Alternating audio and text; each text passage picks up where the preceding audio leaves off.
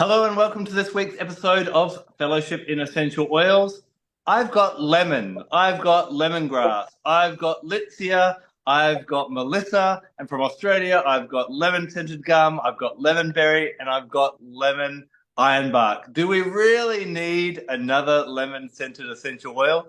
That's what we're going to be exploring today, and hopefully have an answer by the end of our chat because we're exploring the essential oil of lemon verbena. Now, this is an oil that I haven't had much experience with, but Liz, I believe you're a bit of a fan. Oh, do you know it's my very favourite herb? And I do like to say this, my bush has gone mad. And the timing is absolutely exquisite because it has actually come out today. So you can see it has the tiniest little pink, very pale pink white flowers.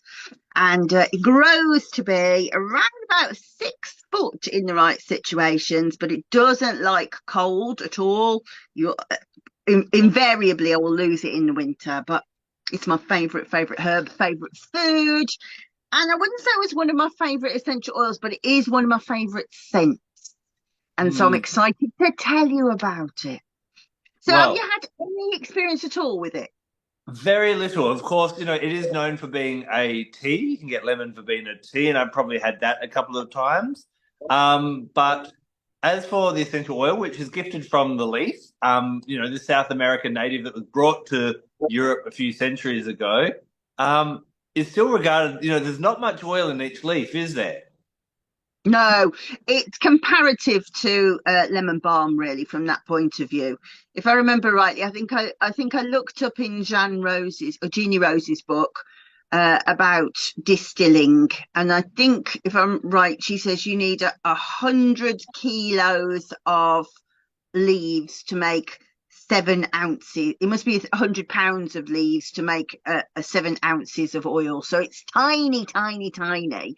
And it's one of those, it is very like lemon balm from that point of view that you would, why? Because it absolutely reeks of oil. It's really strong smelling. And when you cook with it, it really, you have to be careful because it overpowers food. So, well, where does it go? And I haven't studied it in depth enough to be able to answer that question, but it is, you would think it would be something that was, you could hardly smell the oil, but it's really, really strong in the leaf. And the leaves are weird. So they are very long and thin, almost, I think, a bit like willow leaves. When you touch them, they're very, very rough. They're like sandpaper. I've never come across a leaf like it, really. So it's just an interesting plant to be around, really. But there is quite a lot of research into lemon verbena as a product, as you say, in terms of tea and extract. But I think it's probably fair to say, and as I say, I haven't studied enough to be able to say for sure, but I would say that most of the properties that we see in the extracts probably don't transfer across into the essential oil. But one of the most important constituents that does, citral, geraniol, nerol, limonene, germaquine, all really strong constituents make up a big percentage of the top of the oil. So that's why you get that lemon scented sort of overview. But when you look at, I've got Tisserand Young open in front of me. So you would expect that lemony fragrance because of it having the name lemon. But actually, limonene is around about 10% of it. That's all. So it's not that strong. The biggest constituent is geraniol. And so I think I described to you, you said, well, why do I need another lemon scented essential? Oh, I don't think it smells of lemon myself. It's almost kind of a bit limey, but I would say the best description that I can come up with is it kind of smells like very green apples to me. It's got a very, very green fragrance, such a happy fragrance. But geraniol would make it kind of a flowery fragrance. That doesn't come through. Which is again interesting. So you get all of these sort of paradoxes with it. There's more questions than answers with this essential oil. And I have to say, as you know, I'm studying a degree in classical studies, and I'm getting more comfortable with the fact that you can't always know the answers, and it's quite liberating to me. So I'm just sitting with, I just don't know the answers to that. But one of the things that we do know is it is very, very stringent. So very good for the skin if you've got oily skin, grubby skin. My mum always used to say if you've got like polluted skin. So if you were by the, I lived by the M6, which is the busiest motorway junction in the country. So the amount of petrochemicals that were in the air, very good for stripping petrochemicals. So yeah, if you live like in London and you oh, what's going on with my skin? You only need the tiniest bit. Maximum dilution is 0.9%, so less than 1%. So less than one drop in a teaspoon of carrier oil. You need more than a teaspoon of carrier oil, but so very small, but it's so clarifying and brightening to the skin. So it's very good from that point of view. Exceptionally good for the digestive system. So as I say, when you eat it, my favourite way to eat it is so unhealthy, but to make a panna cotta with it in, it's just beautiful, creamy, delicate, sophisticated taste, but also very good for if you've eaten very rich foods, if you've had like lamb or pork or something that's quite hard to digest. The lemon verbena does the job of helping you to digest. And I would use the essential oil that same way as well if you were struggling with indigestion or if you had sort of colicky or what's the word I'm trying to say, bloating, all of those things, very, very good. But geraniol and nerol are funny sort of components because they're isomers of citral. So they don't work exactly the same way as citral, but you can get good sort of guesswork from how they will work. And citral is what's called an antinociceptive. So what it does is it switches off pain signaling in the rats' paws usually is what they test it with in experiments, and then put the poor little monkeys' feet onto electric hot plates to see if they when you use citral and isomers of citral, what happens is they can leave it there longer. It takes longer for them to actually sense pain. So for people who've got like fibromyalgia and things like that, where everything feels painful, what it does is it switches down the pain signaling. So it's really important from that point of view. But I think its most useful application is just that it smells happy. I mean, it's such a basic thing to say, but if somebody's having a time where they're melancholy or they're suffering from depression, life's getting them down, or sluggish and they don't want to's, it just goes, come on, let's go play. It just is like effervescent. It's such a beautiful fragrance. Lovely, lovely oil. And that's really interesting as I'm listening to you talk about all the different things, especially how it can serve the body. Like you're talking about it being great for the face if there's excess oil or dirt, or if you've had a heavy meal, that it's really, really great. And on a spiritual perspective, where lemon verbena really kind of is spoken about a lot, is it's great for kind of cleansing and purifying space. But I think it's really great in those ways or in those spaces where there is that heaviness or that density. I think it's a really great oil to use in the morning. Maybe if you've had a rough night or yesterday was a bit rough and you kind of want to, like we do on the computer, the good old Control Alt Delete, where you want to reset in that type of way. It can be really great for that and kind of going forward in a far better way. It's really interesting. It's also been used historically as to attract love, but I wouldn't just use it. There are lots of great love oils, and I don't know if I'd necessarily bring lemon verbena in as a primary love oil. The sneeze that's waiting to come out, and I'm not sure when it's going to come out. It is renowned for actually helping to enhance the power of other herbs and other essential oils. So it is great if you're making little bags or rollerballs or potions or whatever that may be as well. But I think I would actually use this one for particular people who find that they're attracted to people that they know aren't good for themselves. So maybe you just like, I'm even thinking of a friend of mine who loves the bad boys, the ones who are kind of that rebel, but then, after a few dates, they're not showing up, they're not returning calls, they're not respecting. And I think it can really help to nurture you to actually drive kind of go what's for your higher good rather than your lower good in that kind of, especially in relationships. And it has been used in the past for from a psychological point of view of helping with bad habits, things that we just know aren't good for ourselves, but we just keep going back to them. So whether that be love or whether that be, an addictive behavior, this could be a really great one. And I find all lemon scented oils, in fact, they lift our vibration. They lift us up. We use Melissa for that. We use pretty much all the lemon scented oils in one way or another for moving us towards the light in that way.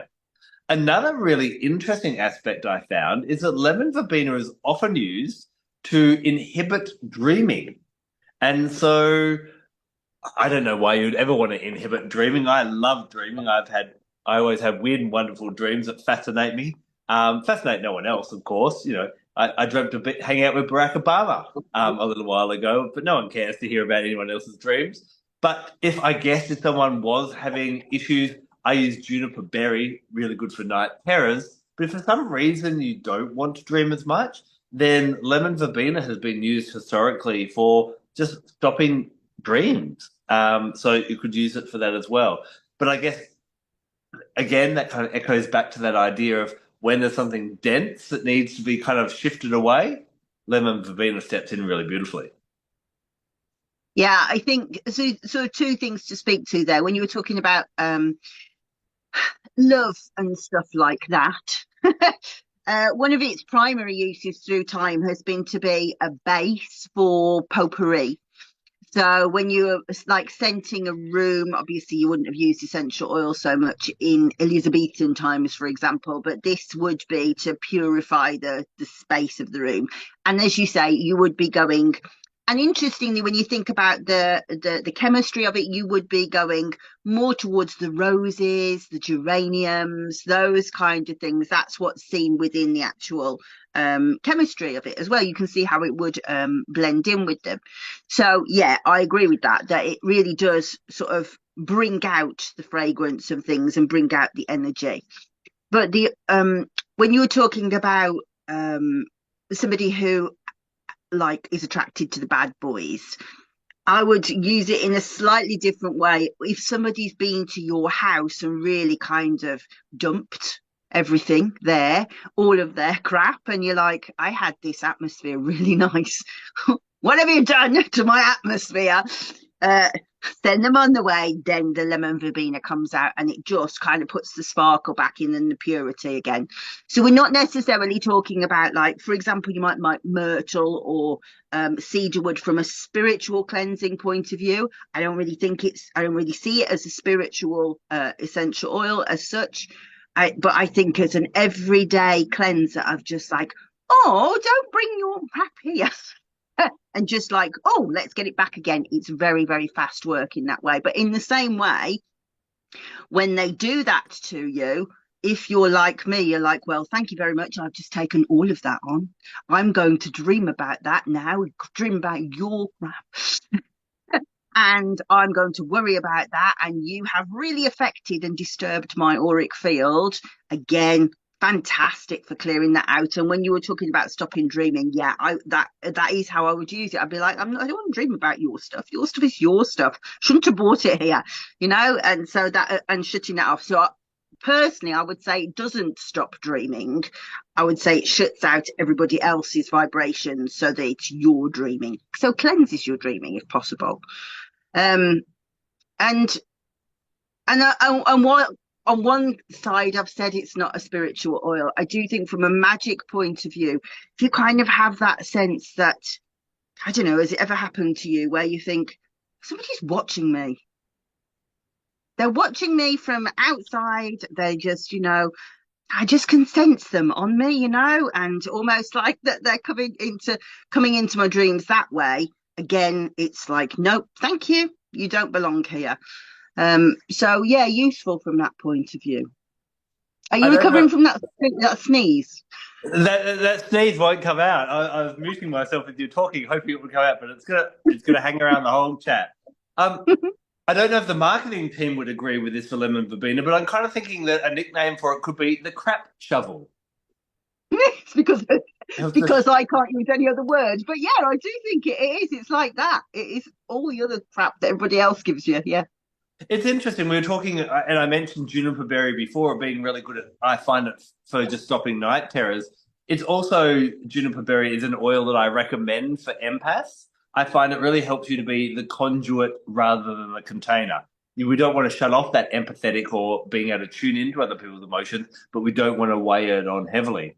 How do you think a combination of lemon verbena, which is very light in its energy, and juniper berry, which is very kind of is happy to dwell in the darkness and the mysterious. How do you think that'd go as a duet? So, as you know, I hear essential oils as musical notes. Yeah. So, have you ever experienced it where you hit the two keys next to each other on the piano together, and it's like that's not a very nice noise. So Hmm. I need to go up one to make it into a harmony that's discordant. Those those two seem like they are too close to me. That they would feel odd together. When you think about what the chemistry is like and what it smells like, it wants to be with flowers. It doesn't want to be with conifers. Got you. Yeah. So what would you blend it with, do you think, on a maybe first of all for a nice smelling aroma, but also from an energetic point of view? Um, Well, actually, daft as it seems, one of the reasons is it. So I'm going to say something else before I answer that. So one of the reasons that people talk about it, and it's got quite a bad name, really, because it is one of the most adulterated essential oils there is. Because you'll see it for like £5, etc. And how is that going to work when it's like I told you the ratios from Jeannie Rose's book? You make a hydrosol from lemon verbena rather than essential oil because it's just so little. So you're not going to get a bottle of pure essential oil for £5. It's just not. So therefore, mostly it's going to be adulterated, and then what happens then is you tend to have skin sensitization issues. So people will talk about it being a skin sensitizing oil. Actually, it isn't, but most of the ones that you buy are because they're adulterated. But in the same way, it's used to adulterate other essential oils. And in particular, if you look at Melissa essential oil, you don't see it on sale so much these days, but you might see Melissa type. And Melissa type isn't pure lemon balm essential oil.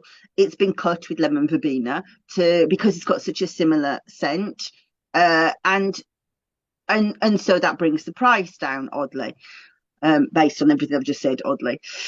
But so those two are really good together because naturally they go together. They're very, very similar. So in terms of nightmares, then that would be a really good one. But it also, like I say, it goes with things like rose, geranium, all of those things that are uplifting, relaxing. And it's kind of got that uplifting, relaxing thing. And if you use it in, for example, you might say, it wouldn't be one that you would pick for concentration per se. You would pick something like mm, basil or peppermint or rosemary, but it does have that kind of uh, opposite way of working. So they're all very, very stimulating, right? You concentrate because you're switched on. But the energetics of lemon verbena are relaxing and focusing.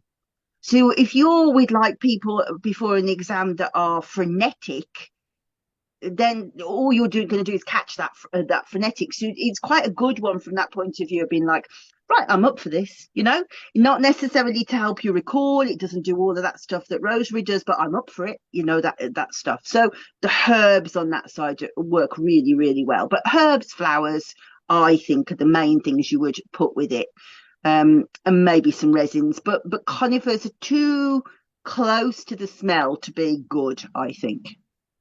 Mm, mm. Another little small thing that I think it would be really great for is any kind of inner child work because of that kind of uplifting aroma if you were kind of doing any, if you've been through something traumatic in the past, or just I think anytime you want to recapture that childlike joy, this is a great essential oil to kind of, diffuse. Or I know a lot of people like to, there's a lot of recipes out there, especially for hand creams, which is quite interesting to kind of just bring that kind of aroma in. Because I guess because it's so powerful, you only need a little bit in a large pot or a large tube or whatever you're making in that kind of way to bring back that kind of joyous energy. So I think it's definitely one for bringing joyous energy, and for any healing work where we're shifting out of the darkness into the light, it would be great.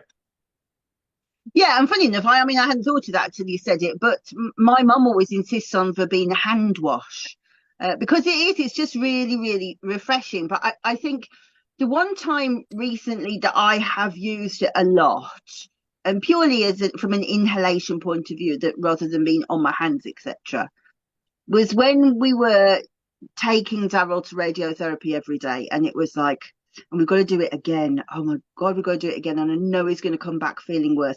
Okay, we can do this. Come on. That brightness of just being able to put that face back on, because sometimes it's not just about you, is it? It's about the people around you. And likewise, for example, if you were maybe going through a divorce or there were arguments, but you've got to have the happy face on for the kids when they come home from school. Sometimes you need to be able to move yourself from one place to another place very quickly. And it is really good for doing that. I love that. I love that. One Talking about the astrology of it, one angel that I actually found that is connected to lemon verbena is Anael, Anael, which is one of the guardian angels of the planet Venus. And so this is an angel that when you want to find harmony in relationships or anything around beauty or aesthetics, you can call upon Anael. Now, NAL, one of the ways you can work with her is getting a white bit of paper, either a red, pink, or blue pen, and writing your request and folding it up, and then popping 2 drops of lemon verbena on the bit of paper. And normally NAL can work within the cycle of a lunar month. So you should start to see shifts within a lunar month as well. So would I dedicate this oil as a Venus oil? I'm a bit torn because also, my flower rules, it does have white to purple flowers. Is it a lunar oil for the white flowers? Is it a Jupiter oil for the purple color to it? I'm a little bit torn on what planet I would associate lemon verbena with. What about yourself? So I'm in the same place as you, but I have decided, given that it's so good for digestion, and breaking sort of fats down. So, for example, fats on the skin, then that would say to me Jupiter. But of course, it can fall under different rulerships. And I think the fact, I mean, I've never heard that myth about a nail, and it's not an angel, I know. But also, when you look at the chemistry at the beginning, you've got geraniol, which is definitely like a Venusy kind of thing.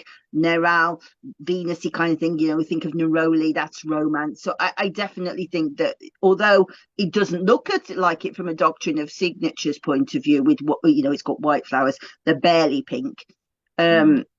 It's certainly not moon. Certainly not moon. There's nothing in terms of like, it doesn't stir the deep emotions like moon medicines do. It's like just kind of move, and so it does have that sort of expansive, joyous nature of Jupiter. Yeah. Yeah. And actually, just in reflection, earlier today, I was looking through one of my favorite magical authors, Scott Cunningham's book, and he dedicates lemon verbena to Mercury. So, again, as we always say, you're not right, I'm not right. We're just here to kind of get people's minds thinking, and they can work out what aligns with them. Other things. So yeah, and whilst I have to say I can't see Mercury, but it does have a mercurial aspect in that, like everything about it, you say one thing and then the opposite is true. Like, for example, why is there so little essential oil in a smelly leaf? That's a mercurial aspect. But nah, I wouldn't really classify it as that. But interesting to hear. I think the only Mercury aspect we've actually touched on throughout this conversation has been when you were talking about you would use it before an exam to kind of get the frame of mind right and relax a little bit more. But as you said, it's not really a exam performance kind of oil either, is it? Well, so mercury also, to a certain extent, rules the receptors of the body. So we could say it through there's different rulerships of different aspects of the receptors. But yeah, like no, no, I'm not feeling Yeah. it. Sorry, I'm not feeling it. Yeah. So we're not too sure. We haven't come to a firm decision. Or you're going Jupiter. What about chakras? Um, Again, I don't really think it's necessarily the one that really works on the chakras that much, to be honest. Where you'd expect a white flower to open the crown chakra, I don't think it's necessarily got any kind of spiritual journey. As if you would say the flowers were purple, you might say, well, and actually from a mercurial point of view, you might say brow chakra. Nah, I don't think it necessarily works on the solar plexus. I just don't think it's that kind of energetic, full stop. Yeah, okay. Again, I was reading another author who was saying, yeah, it's definitely third eye crown chakra, and I'm like, no, that's not fitting right. I do tend to personally default lemon scented oils to the solar plexus chakra, and the fact that you talked about digestion, which is ruled by the solar plexus chakra, and the fact that it helps us, to shine our light and to be a bit more positive. I guess I could.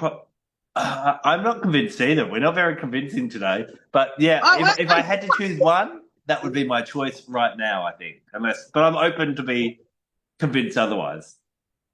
well, I think there's power in sometimes saying that doesn't fit in that paradigm. Not everything does it? And Mm, not, I don't think I don't think it is a chakra oil. In terms of the solar plexus really speaks to identity. Well, where's identity in that story? It isn't, is it? It's almost about like, well, I'm going to just be some fake it till I make it in a way. Well, that's a different thing entirely. So yeah, I don't think it actually exists on that sort of spiritual level. I think it's physical, emotional, mental. So yeah, perhaps that's these. Yeah.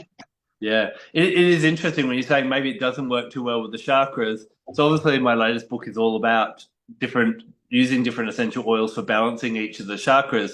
There ended up being, it was a total accidental fluke actually, but exactly 200 different essential oils that I spoke about or wrote about in that book. What I found it when I was writing my book with Vanessa Jean, Gifts of Essential Oils, and the same with this one as well, is as I start writing and I kind of get to that end point, it feels like the queue at the nightclub. And there's like a whole bunch of oils going, can I come in? Can I come in? Can I come in? I'm like, okay, I can squeeze that one in. I can squeeze that one in. And I had some really unusual, rare oils and absolutes kind of screaming, going, no, no, no, I need to be in there. I need to mention I've got something to offer. Lemon verbena is definitely on my radar. It's not one I use on a regular basis though. But for the chakra book, it didn't push its way in. It got Isn't that interesting? Yeah, it is yeah. interesting. And Mm. I think you and I kind of work differently to other people, that we don't just like take a piece of information and go, well, that's what it is. We want to explore why. We want to dig deeper. And I think the point is that the deeper you dig, sometimes you go, I don't actually think that information's right. And sometimes, a lot of the time, you'll go, okay, I'm really starting to understand what they were talking about now. I didn't get it before, but now I've gone deeper. I get it. But sometimes you will dig and just go, now I understand that deeper. I've explored that deeper. I don't agree with what you say, and I don't think it's a chakra oil. Yeah, yep. Oh, well, we'll leave that one open ended. Now, our question that's become famous over the last few months or so as we've dived into these more rare oils. It is an expensive oil. It obviously, I must admit, I don't have any in my collection at the moment, and I am fascinated to smell the aroma since you talk about this kind of apple scent and see if I can notice that as well. But do you think it's an oil we need? No, I think it depends who you are. For me, as a Cancerian and as an empath, I can very easily be dragged down by everything that's going on around me. And as a mother, that's not fair on everybody else. Mm-hmm. So I have to be able to switch that off and be able to switch to another face. And like as a carer, I also need to be able to go, well, actually, my shit's not important today. Yours is. This is the face. So for some people, it might be putting their slap on and the makeup and whatever in the morning that does that. I'm not that person. I need to be able to kind of address that, and that oil does it. So for me, that's really useful. But I think unless you're that kind of person, or if you were a perfumer and you really wanted a good green note, because they're quite rare to find, so if you wanted a really good green note, then you should definitely have it in your collection. But I think in any other capacity, there's other things you can use. Yeah, very much so. So I guess unless, you know, we might prescribe it for all empaths and anyone else who needs a bit of a crap shovel, but it's not one that probably everyone needs to run out and, you know, spend because it is a more expensive Premier oil as well. You know, we don't necessarily need to have it. There's, like you said, others we can work with as well. The only other thing application I would say, and I hadn't really thought about this till we'd been talking, was, if you've got a teenager who's really led by other people, Mm-hmm. and if they're going for exams and maybe their best friend's a bit negative about it and it's going to drag them down, then just to drop on for exams and stuff would be really useful, of kind of just surrounding them with their own glow, if you like, rather than picking up everybody else's. And likewise, if you've got, I'm thinking about a friend of mine whose daughter had anorexia and was really being led in like video chat rooms, and they were almost doing like eating competitions and stuff, then just kind of that sort of a way, not even like having to have the conversation of you stop listening to them. I think Lemon Verbena would have that conversation for you.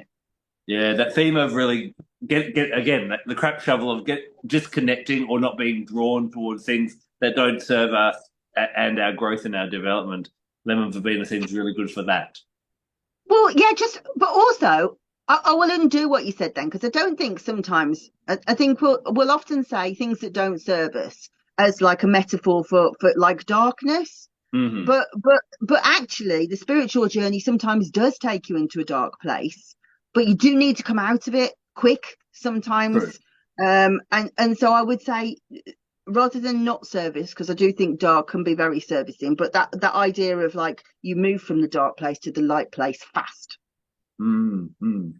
I'm going to take you. I want to dig a little bit deeper on something you've been talking about. You kind of like I'm paraphrasing what you're saying, but it's kind of you can use it as a bit of a brave face kind of oil. You know what I mean? When it's not your concern.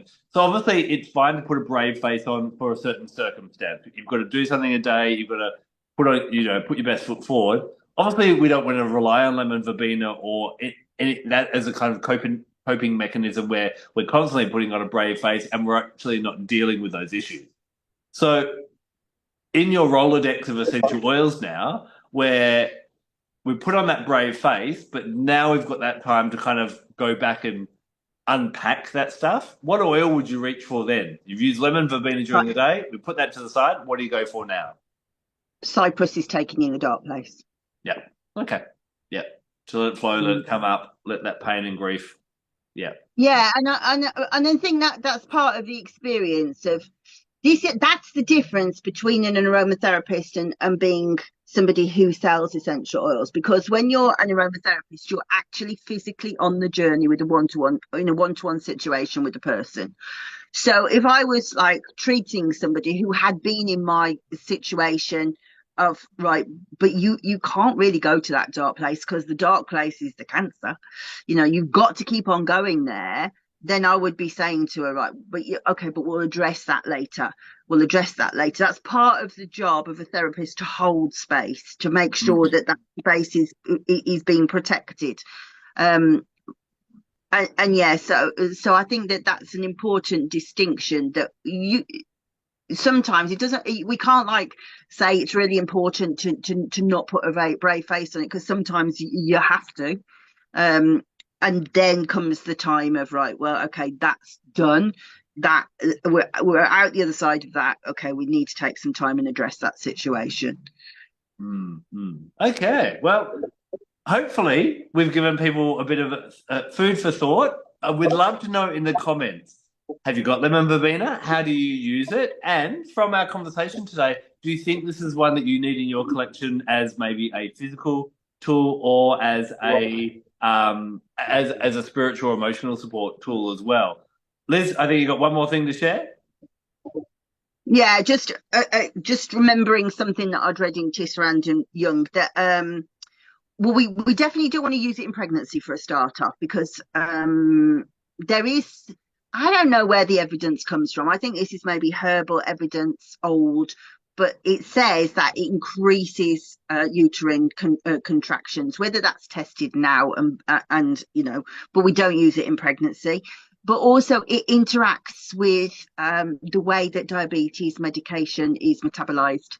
So if somebody is on metformin or glycoside, Ozempic, those kind of things, you would want to have a look to see in the little book how they are metabolized, because this interacts with CYP2B6. And as I say, that is some diabetes medications. But if you're just using it as an inhalation, that doesn't matter.